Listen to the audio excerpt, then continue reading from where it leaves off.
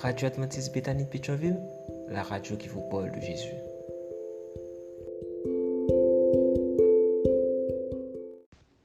La vigile matinale provient de l'œuvre de Monica Diaz, Méditation quotidienne au féminin. La méditation de ce matin, aujourd'hui, 13 juin 2024, est tirée de Esther 4, verset 14. D'ailleurs, qui sait si ce n'est pas pour une occasion comme celle-ci que tu es parvenu à la royauté?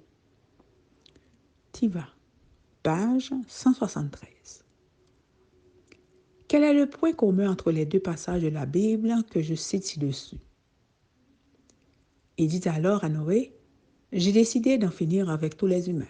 Par leur faute, le monde est en effet rempli de violence. Je vais les supprimer de la terre. Construis-toi une arche, une sorte de grand bateau en bois de cyprès. Tu l'aménageras en nombreux compartiments et tu l'enduiras de paix à l'intérieur et à l'extérieur. » Un homme de la maison de Lévi alla prendre pour femme une fille de Lévi. Cette femme devint enceinte et enfanta un fils.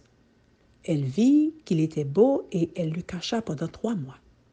Ne pouvant plus le cacher, elle prit pour lui un coffret de jonc qu'elle enduisit de bitume et de paix.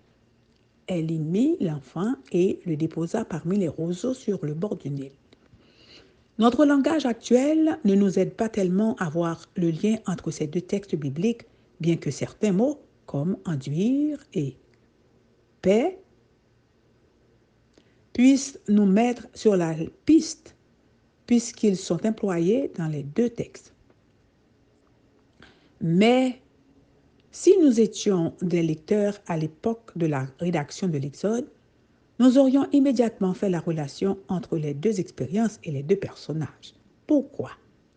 Parce que le mot utilisé pour arche dans le premier passage et pour coffret dans le second est le même en hébreu, tiva. De plus, ce mot n'est utilisé que 2 fois dans l'Ancien Testament. Premièrement, dans le récit de la délivrance de Noé et de sa famille lors du déluge, et deuxièmement, dans le récit de la délivrance d'Israël de l'oppression égyptienne lors de l'Exode.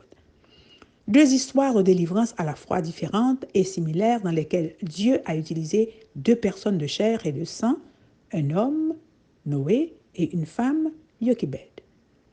Et au cas où nous n'aurions pas remarqué la similitude entre les 2 situations, l'auteur biblique, qui lui est le même pour les 2 livres, prend la peine de nous donner un détail intéressant. Jochebed a calfeutré le coffre avec la proie comme l'avait fait Noé avec l'arche. Que me dit le fait que l'auteur biblique ait comparé les 2 événements?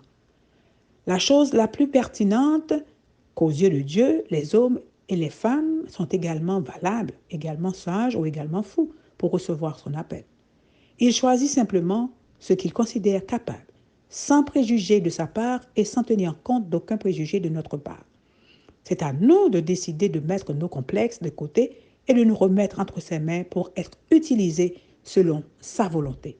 Car qui sait si ce n'est pas pour une occasion comme celle-ci qu'il vous appelle?